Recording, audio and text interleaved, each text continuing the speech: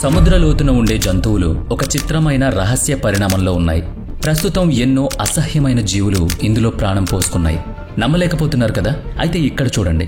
ఇక్కడ కనిపిస్తున్న జీవి పేరు స్క్విడ్. ఇది తక్కువ లోతున ఉండే సముద్రంలోని జీవి. సముద్రపు లోతున ఉండే జీవికి ఒక రకంగా ఇది కజిన్ లాంటిది.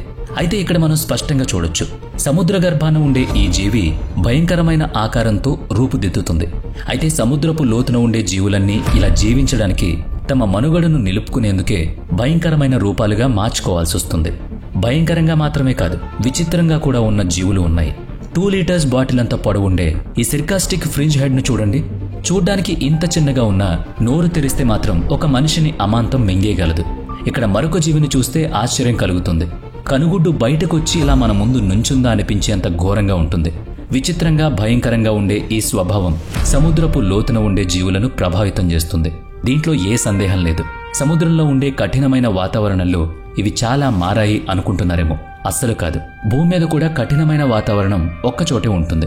ఉదాహరణకి ఒక చిన్న కీటకం బొద్దింకని చూడండి. మన ఇంట్లో ఉంటుంది, ఎడారి ప్రాంతంలోనూ ఉంటుంది, మంచు ప్రాంతంలో ఉంటుంది.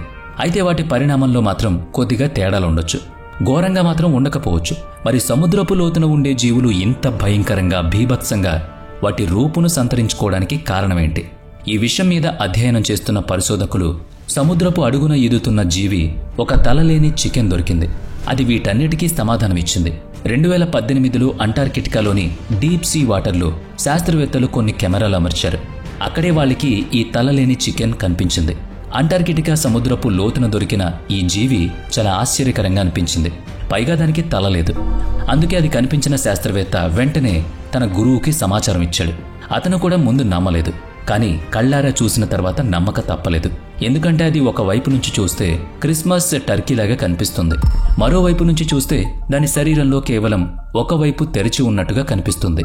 ఇక్కడి నుంచి శ్వాస తీసుకుంటుంది, ఆహారము తీసుకుంటుంది, మిగిలిన ఆహారాన్ని అక్కడి నుంచి వదిలేస్తుంది కూడా. ఈ 2 వే ఓపెనింగ్ ని శుభ్రంగా ఉంచుకునేందుకు అది చిన్న చిన్న చేపల్ని కూడా పెంచుకుంటుంది. ఇది నమ్మశక్యంగా లేదు కదూ. ఇటువంటి జీవిని డాగ్ బృందం ఎప్పుడూ చూసి ఉండలేదు. అందుకే చాలా ఆశ్చర్యం అనిపించింది. అందుకే దాని ఫోటోను పదే పదే లూప్లో పెట్టుకుని చూడడం మొదలుపెట్టారు. ఇంతలో ఆ బృందంలోని ఒక వ్యక్తికి హఠాత్తుగా ఇది సముద్రపు కుకుంబర్ అని అనిపించింది. ఈ జీవి మనకు కొన్ని సముద్రపు హద్దుల్లో కాళ్ల కింద కనబడుతూ ఉంటుంది. అయితే దానికి ఈ తలలేని చికెన్కి ఆకాశానికి నేలకి ఉన్నంత తేడా ఉంది. అయితే మరి ఈ శాస్త్రవేత్తలు ఇదే జాతికి చెందిందిగా ఎలా గుర్తించారు? సముద్రపు లోతున ఇలా ఒకటే ఓపెనింగ్ ఉండి జెలటిన్ లాగా మృదువుగా ఉండే జీవి కేవలం సీ కుకుంబర్ మాత్రమే. అందువల్ల వారికి దీన్ని కనిపెట్టడంలో పెద్ద ఇబ్బంది రాలేదు. కానీ ఒకే జాతికి చెందిన 2 జంతువులకి ఇంత తేడా ఎందుకుంది? ఇదే విషయంపై డాక్ తీవ్రంగా పరిశోధన చేశారు. అందులో ఈ సీ కుకుంబర్ సముద్రం లోతులో మౌంట్ ఎవరెస్ట్ అంత లోతున ఉండింది. అయితే అక్కడ ఆహారం అంత తేలిగ్గా దొరకదు. అందువల్ల సాధారణ సీ కుకుంబర్కి ఉండే రెక్కలులాగా కాకుండా చేపలకు ఉండే రెక్కల్లాగా తన రూపాన్ని మార్చుకుంది. అలా ఎక్కువ దూరం ప్రయాణం చేయగలదు. ఇప్పుడు తనకి ఆహారం సంపాదించుకోవడం పెద్ద కష్టం కాదు. అందుకే సాధారణ సీ కుకుంబర్కి తలలేని చికెన్కి అంత వ్యత్యాసం ఏర్పడింది. ఇది తెలుసుకున్న డార్క్ బృందానికి ఇది కేవలం ఒక జీవికి చెందిన పరిణామం మాత్రమే కాదు, సముద్రం లోతున ఇంకా ఎన్ని జీవులు ఇలా రూపాన్ని మార్చుకుని విచిత్రంగానూ భయంకరంగానూ ఉన్నాయో తెలుసుకోవాలని అనిపించింది. అలా పరిశోధన సాగించిన వారికి ఒక పీత కనిపించింది. దానికి కేవలం కాళ్లు మాత్రమే ఉన్నాయి. అవి కూడా మనిషి కాళ్ల అంత ఎత్తున్నాయి. ఎవరైనా దాన్ని చూస్తే ప్రపంచంలో ఇదే పెద్ద పీత అనుకుంటారు. ఇంత పెద్ద కాళ్లతో అది ఆహారాన్ని చాలా తేలిగ్గా సంపాదించుకోగలదు. దీని పేరు క్రాబ్జిల్లా తుల్హు. ఇది దానికదే. నావికులను తన కాళ్లతో పట్టుకుని సముద్రంలోకి తీసుకువెళ్లి చంపే ఒక పీత కథ అది. ఆ కథ ఈ పీతకి ఇన్స్పిరేషన్ గా తీసుకున్నది. ఇది గమనించిన డక్కి ఒక విషయం అర్థమైంది. సముద్రపు లోతున మనుగడ కోసం జీవులు కొన్ని పరిణామాలను ఎదుర్కొంటున్నాయి. అవి చాలా విచిత్రంగా భయంకరంగా ఉన్నాయి. అందుకోసం ముందు సముద్రపు లోతును అంచనా వేయడం కూడా తెలిసుండాలి. ఈ ఆసక్తి వాళ్ళని 3వ జీవిని కనుగొనేందుకు ప్రేరేపించింది. ఈ జీవి అత్యంత భయంకరమైంది. చాలా పదునైన దంతాలు కలది. ఇది సాధారణ ఈల్ చేప నుంచి రూపుదిద్దుకుంది. అసలు సముద్రపు లోతున ఏం జరుగుతుంది? ఇవి ఇంతలా రూపాలు మార్చుకోవడానికి, పరిణామం చెందడానికి కారణాలు ఏముంటాయి? లోతు లేని నీటిలో సాధారణ ఈల్ ఆహారాన్ని పొందలేదు. అలాగే తనని తాను రక్షించుకునేందుకు దాని శరీరం అంతా కరెంట్ ఉంటుంది. కాబట్టి తనకి ఆహారం పొందడం అంత కష్టమేం కాదు. కానీ సముద్రపు లోతున ఇదే ఆహారం మారిపోతుంది. ఈ సముద్రపు లోతున తనని తాను రక్షించుకునేందుకు మెడ వరకు దంతాలను సృష్టించుకుంది. ఇదంతా వాటి మనుగడ కోసమే అనుకుందాం. అయితే వీటికి ఎంత సమయం పడుతుంది, అసలు ఎలా జరుగుతుంది? ఇది తెలుసుకునేందుకు MIT యూనివర్సిటీలోని ఒక పరిశోధకురాలు సుసాల్ లింక్వెస్ట్ ఒక అద్భుతమైన పరిశోధన చేశారు. ఈ పరిశోధన కోసం మెక్సికన్ టెట్రాఫిష్ ను ఎంచుకున్నారు. కొన్ని సంవత్సరాల క్రితం ఈ చేపలు ఎక్కువగా లోతులేని ప్రదేశం నుంచి సముద్రపు లోతున కొన్ని గుహల్లోకి వెళ్లి తలదాచుకున్నాయి. అందుకోసమే ఆమె ఈ చేపలను తన పరిశోధన కోసం ఉపయోగించుకున్నారు. సముద్రపు లోతుకు వెళ్లిన తర్వాత ఈ చేపలు వాటి కంటి చూపును కోల్పోయాయి. అందువల్ల ఇతర సంబంధిత చేపలకు భిన్నంగా ఉన్నాయి. అలాంటప్పుడు ఈ చేపలు మనుగడ కోసం ఏం చేసాయో తెలిస్తే అసలు సముద్రపు లోతున ఏం జరుగుతుందో, వాటికి కారణాలేంటో, దాని ప్రభావం ఏంటి అన్నది తెలుస్తుంది అన్నది సుసాన్ ఆలోచన. బహుశా జంతువుల్లో పరిణామానికి కారణమయ్యే HSP90 ప్రోటీన్ వీటిలో కూడా ఉండుంటుందని ఆమె అంచనా వేశారు. దానికోసం ఆమె ఎక్కువగా లోతు లేని నీటిలో ఉండే ఈ చేపలకు కొన్ని రసాయనాలను వాటి శరీరంలోకి పంపించారు. అలా వాటిలోని HSP90 ప్రోటీన్ని కావాలనే మార్పు చెందేలా చేశారు. వీటి వల్ల చాలా ఆశ్చర్యకర పరిణామాలు చోటు చేసుకున్నాయి. ఇలా మార్పు చేసిన చేపకు చెందిన చేపలు తర్వాత జనరేషన్స్లో కొన్నిటికి పెద్ద పెద్ద కళ్ళు అవతరించాయి. మరికొన్నిటికి సముద్రపు లోతున ఉండే చేపలకు మాదిరిగా అసలు కళ్ళే లేకుండా మారిపోయాయి. పైగా సాధారణ చేపల కన్నా ఈ చేపలు 83% కళ్ళు పెద్దవిగా ఉన్నాయి. దీనివల్ల ఆమె సముద్రపు లోతున ఉండే చేపలు HSP19 ప్రోటీన్ ద్వారానే పరిణామం చెంది మనుగడ కొనసాగిస్తున్నాయని కనుగొన్నారు. అయితే అసలు ఇవి సముద్రం లోతుకు వెళ్లాల్సిన అవసరం ఏముంది? ఇలా మనుగడనే సాగించాల్సిన అవసరం ఏంటి? వాటిని అవి మార్చుకోవాల్సిన అగత్యం ఏంటి? ఇవన్నీ తెలుసుకోవాలంటే టైం మెషిన్లో వెనక్కి వెళ్లాల్సిందే. సముద్రపు లోతున చాలా చీకటిగా ఉంటుంది, ఏదీ కనపడదు. అందువల్ల చేపలకు లేదా అక్కడ జీవించి ఉండే ఏ జంతువుకైనా నీటి యొక్క వేగాన్ని, కదలికను తెలుసుకోవడానికి కళ్ళు పెద్దగా అవసరం అవుతాయి. అయినా అంత చీకటిలో కన్ను కూడా చూడలేదు కదా. కాబట్టి సహజ ఎంపికలో భాగంగా ఈ చేపలు కళ్ళును త్యాగం చేసి ఆ శక్తిని ఇతర జ్ఞానేంద్రియాలకు సరఫరా చేస్తాయి. సముద్రం లోతును జీవించడానికి కళ్ళు అవసరం లేదు కాబట్టి అవి ఆ కంటి శక్తిని వేరే శరీర భాగాలకు అప్పగించి వాటి మనుగడను సాగించాల్సిన పరిస్థితి ఏర్పడింది. అలా కొన్ని తరాల వరకు కొనసాగింది. ఆ తర్వాత కొన్నిటికి కళ్ళు సరిగా కనిపించకపోవడం, తర్వాత అసలు పూర్తిగా కళ్ళే లేకుండా పోయే తరం ఉద్భవించడం కూడా జరిగింది. అయితే సముద్రపు లోతున ఉండే ఇతర చేపలకు కళ్ళున్నాయి.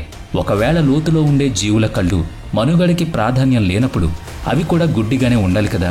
HSP90 ప్రోటీన్ యొక్క స్వభావం ఒక ప్రత్యేక జన్యువుని మార్పు చెందేలా చేయడం, మ్యూటేషన్ తీసుకురావడం. ఒక్కొక్క జీవిలో ఒక్కొక్క జీన్ జన్యువుని మార్పు చెందేలా చేస్తుంది. ఉదాహరణకు సముద్రపు లోతున ఉండే కొన్ని చేపలు వాటి శరీర రంగుని అక్కడ వాతావరణంతో కలిసిపోయేలాగా మార్చుకుంటాయి. కొన్ని నల్లగాను, కొన్ని ఎరుపుగాను ఉండడం కూడా జరుగుతుంది. సముద్రపు లోతున ముఖ్యంగా ఎరుపు రంగు విస్తరించుకుని ఉంటుంది. ఆ రంగులో ఇతర ఏ జీవి తనని కనిపెట్టకుండా ఉండేందుకు కొన్ని చేపలు ఎరుపు రంగులోకి మారుతూ ఉంటాయి. డెక్ చేసిన పరిశోధనలో కూడా ఎక్కువ శాతం సముద్రపు లోతున ఉండే జీవులు ఎరుపు రంగులోనూ లేదా నలుపు రంగులోనూ ఉండడం గమనించాడు. ఇక్కడ రెండవ పరిశీలన కూడా చేయడం తప్పనిసరి. మనందరికీ తెలుసు మనుషుల్లో ఒక టైల్ బోన్ ఉంటుంది అని. నిజానికి అవి పెద్దగా ఉపయోగించకపోయినా దాన్ని తరతరాలుగా మనం ఒక తరం నుంచి మరొక తరానికి వ్యాప్తి చేస్తూనే ఉన్నాం. కొన్ని శరీర భాగాలు అవసరం ఉన్నా లేకపోయినా పరిణామ క్రమంలో భాగంగా అలాగే ఉన్నాయి. కొన్ని రాలిపోతున్నాయి.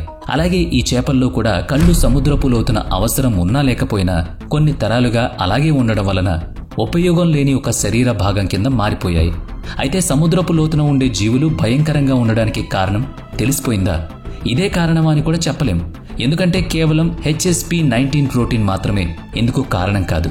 సముద్రపు లోతున ఉండే జీవులు భీభత్సంగాను భయంకరంగాను ఉండడానికి కారణాలు వేరే కూడా ఉన్నాయి. లండన్ యూనివర్సిటీకి చెందిన అబీ చాప్మన్ ప్రకారం మనం ఒక టెంట్ వేసినప్పుడు అది పడిపోకుండా ఉండేందుకు కొన్ని సీళ్లు వేస్తూ ఉంటాం. అలాగే సముద్రం లోతున ఉండే జీవులు వాటిని అవి కాపాడుకోవడానికి ఒక పదార్థాన్ని ఏర్పాటు చేసుకుంటాయి. అదే పీజియోలైట్. సముద్ర గర్భంలో ఉండే ఇతర జీవుల నుంచి ఈ పదార్థం రక్షిస్తుంది. సముద్రపు లోతున ఉండే జీవి కణాలలో ఈ పదార్థం వల్ల ఇతర జీవుల కన్నా ప్రత్యేకంగా ఉంటాయి. ఇది వాటి రూపురేఖలను కూడా ప్రభావితం చేస్తుంది.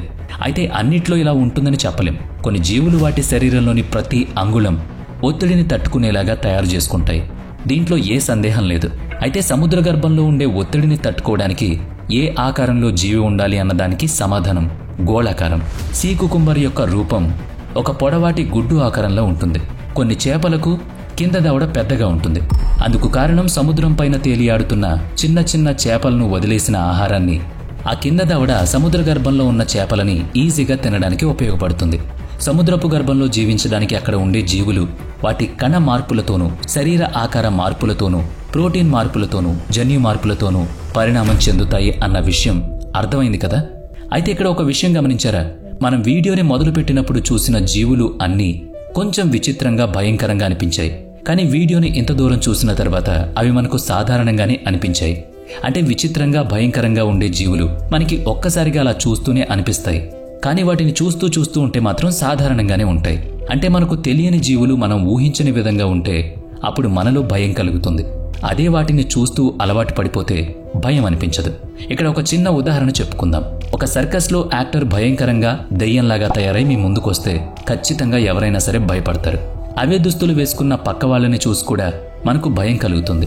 అలాగే ఎవ్వరూ లేని రోడ్డు మీద ఒక్కరే వెళుతున్నప్పుడు అలాంటి ఆకారమే ఎదురైతే మాత్రం ఖచ్చితంగా మన గుండె వేగం పెరుగుతుంది, భయం ఆవహిస్తుంది. అంటే మన భయం అక్కడ ఆ రూపానిది కాదు, కేవలం అక్కడ వాతావరణం ప్రభావం. అలాగే సముద్ర గర్భంలో ఉండే జీవులు కూడా వాటి వాతావరణ ప్రభావంతోనే వాటి శరీర మార్పులను సంతరించుకున్నాయి. ఇది వాస్తవం. 95% సముద్ర గర్భంలోని జీవులను ఇంకా మనం కనిపెట్టలేదు. ఇంకా మనకి తెలియనివి ఎన్నెన్నో ఉన్నాయి. అలా తెలియని వాటిని చూస్తేనే భయం వేస్తుంది. ఇది సాధారణ నియమం. ఇది భూమి మీద కావచ్చు, లేదా సముద్ర గర్భంలో కావచ్చు, ఎక్కడైనా కావచ్చు. అదే వాటి గురించి తెలిస్తే మాత్రం వాటి గురించి భయం ఉండదు. తెలియకపోతే ఏలియన్ లాగా కనిపిస్తాయి. అలా ఇటువంటి జీవులు మనకు ఎక్కడైనా అక్వేరియంలో కానీ లేదా ఇంకెక్కడైనా మనకు దర్శనమిస్తే మాత్రం చాలా సాధారణంగా అనిపిస్తుంది. కేవలం తెలియకపోవడం వల్ల మాత్రమే మనలో భయం పెరుగుతుంది. ఇది మానవ నైజం. సముద్ర గర్భంలో జీవులు ఎందుకు భయంకరంగా ఉంటాయో అర్థమైంది అని అనుకుంటున్నాను. మరి ఈ వీడియో నచ్చితే లైక్ చేయండి, షేర్ చేయండి. అలాగే ఇప్పటి వరకు మన ఛానల్ని సబ్స్క్రైబ్ చేసుకున్నట్లయితే ఇప్పుడే సబ్స్క్రైబ్ చేసుకుని పక్కనే ఉన్న బెల్ ఐకాన్పై క్లిక్ చేయండి. నెక్స్ట్ వీడియోలో మళ్ళీ కలుద్దాం. Thanks for watching.